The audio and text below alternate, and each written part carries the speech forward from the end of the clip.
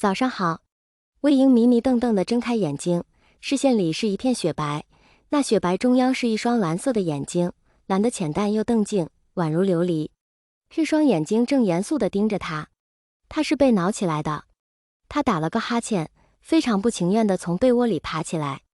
而那位闹他起床的罪魁祸首，此时正端庄地坐在床头，看着魏婴一件一件地穿衣服。忘机，你怎么这么坏呀？魏婴对着端坐在床头的白色布偶猫龇牙咧嘴。端坐的忘机看他一眼，表情没有丝毫变化。他向床头的闹钟偏了偏头，低低地喵了一声，然后接着以严肃的视线盯着魏婴。时钟的时针指向左上，早就过了9点。魏婴还是有些嘟嘟囔囔地穿衣服，这才下了床。他抬着拖鞋又走进床头，俯下身揉了一把忘机毛茸茸的脑袋。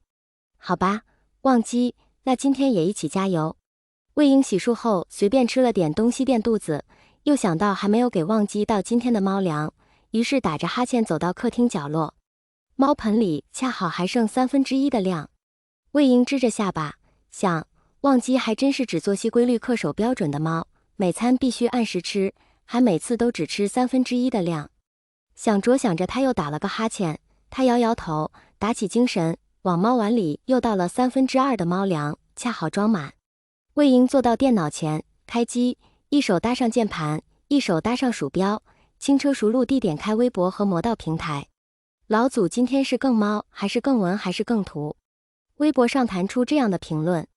忘机适时地迈着优雅的步子走了过来，2步跳上电脑桌，然后雅正地坐在了电脑旁边，以正直的眼神盯着魏婴。魏婴边笑边打字，我这么敬业的人，当然是更文。你们真以为我是个宠物博主啊？可他接下来就发现嚎着求他晒猫的人比求他更文的人还要多。魏婴内心狂笑，有些憋不住地微微发抖。忘机用奇怪的眼神看了看他，魏婴便正正神色，伸手揉乱布偶猫自己打理得干净又妥帖的毛，义正言辞地说道，都怪你，他们现在都只记得你不记得我了。忘机一脸看智障的神情，却并没有挣开魏婴那只作乱的手。一双漂亮修长的手搭在键盘上，正欲敲些什么，下一秒一团毛茸茸的东西盖了上来。毛茸茸的东西欢快地喵了一声，蓝湛的手只得制住，整个手背都是毛茸茸的触感。无限，他无奈地唤道。黑色的猫咪瞪圆了眼睛，然后眯起黄色的瞳孔，成了2道弯弯的弧线，对着蓝湛甜甜地喵了一声。蓝湛的动作彻底停住了。他微博上的粉丝们整天沉迷线线，不是没有道理的。他只好就是抱起无限，然后放到自己腿上，安抚地摸了摸，手又放回了键盘。黑色的美短很开心地蹭了蹭蓝湛，蓝湛僵了一僵，然后继续打字，神情有些他自己都没有察觉的温柔。无限蹭了一会儿后，很快就把自己团吧，找了个舒服的姿势窝着了，没多大功夫就睡过去了。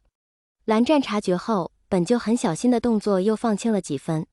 他想了想，手从键盘上移开，拿起旁边的手机，调了静音，对着安睡的无限拍了一张照片，然后发到了微博上，配字无限。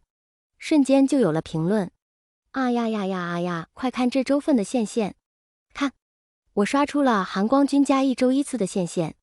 既然没有人舔韩光君的腿，那我就先行承包了 Q 睡着的线线，太可爱了。要是线线能在我身上睡觉，我死了。蓝湛随便扫了2眼，给夸线线可爱的评论点了个赞，就又放下手机了。窝在蓝湛腿上的无限动了动，换了个姿势，继续睡。魏婴是个职业写手 ，ID 10老祖，在魔道平台上写文 ，BG 也写 ，BL 也写 ，GL 也写，荤素不忌。因为这一点黑10老祖的人不少，但奈何魏婴的文笔是真的好，写的故事也不落俗套，吸引了很多迷妹粉。很多是有多少呢？大概就是那种发条微博10秒不到就有100个小姐姐大喊老公的吧。这么一说，可能魏婴涨粉还因为他会撩，还长得帅。魏婴平时也画画图，不过不是职业画手，图就是平时随便画画晒到微博上的。图也画得好看，直接导致了一堆在微博下面喊小仙女的。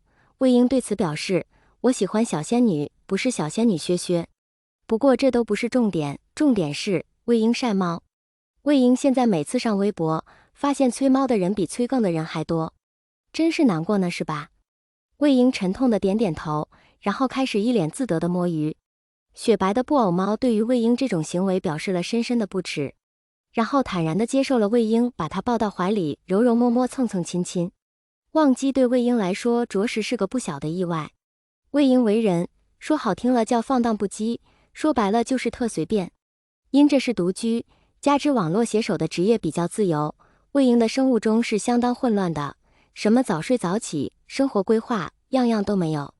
浪到几时几时睡，几时饿了几时吃。吃啥呢？那可多了去了，红烧牛肉、香辣牛肉、鲜虾鱼板、香菇炖鸡、酸菜牛肉、酸菜仔鸡、酸辣牛肉、雪笋肉丝、爆椒牛肉、泡椒牛肉、剁椒排骨、野山椒仔鸡、番茄笋干排骨、雪菜大汤黄鱼、东坡红烧肉、笋干老鸭包、笋干烧肉、梅干菜扣肉、红烧排骨、葱烧排骨、味的泡面。总而言之，魏婴其实连自己都养不过来，哪里有闲心思养猫？所以当江燕离送来一只纯白的眨着透亮的蓝眼睛的布偶猫时，魏婴是跟他大眼瞪小眼的。魏婴捋了半天舌头，才开口道：“师姐，你给我弄只猫干什么？”江燕离笑得很温柔：“你们文手画手不是都标配有只猫吗？”魏婴：“师姐，你以前不是这么喜欢开玩笑的人。”江燕离一手掩唇，笑道：“哎呀，是吗？”魏婴用苍凉的眼神看一眼他亲爱的师姐，又看一眼猫。江燕离笑了好半天，这才正色道：“哪里要你照顾他，我带他来可是照顾你的，你先养着就知道了。”魏婴向来不擅长拒绝女孩子，最不擅长的就是拒绝他这位师姐了，颇有些无奈的接受了。他继续和白色的布偶猫大眼瞪小眼：“那师姐，它叫什么名字？”江燕离微笑：“这可是你的猫了，可得你起名字。”魏婴撑着下巴想了半天，都没注意到江燕离已离开了半晌。他终于一拍桌子：“我醉君复乐，陶然共忘机，那就叫忘机好了。”这一拍桌子惊到了正端坐在桌上的白色布偶。忘机严肃地看他一眼，似乎是在谴责他无端喧哗，然后跳下桌子，小步走到江燕离先才一起带来的竹编猫窝里，又端方地坐下了。魏婴心道：“嘿，好家伙，这还是只正经猫呢。”忘机来的第二天，魏婴就明白江燕离那话是什么意思了。魏婴迷迷糊糊间觉得有爪子在扒拉自己，他强撑着微微睁开眼睛去看钟。天哪，才7点半！天啊，他大概已经有800年那么久没有这个点睁眼过了。魏婴将视线投到伸爪子的那位身上，忘机正在枕头旁边一脸沉肃地与他对视，丝毫不觉得自己做错了什么。魏婴勉强挤出一个笑容，说：“忘机兄，我们的作息可能有点不一样。不到9点，我死不起床，您先自个儿玩去吧。”然后倒头就睡。忘机用轻蔑的眼神瞥了一眼又倒下去的魏婴，却也没再试图叫醒他。他是释然跳下床，又回到自己的猫窝端坐着。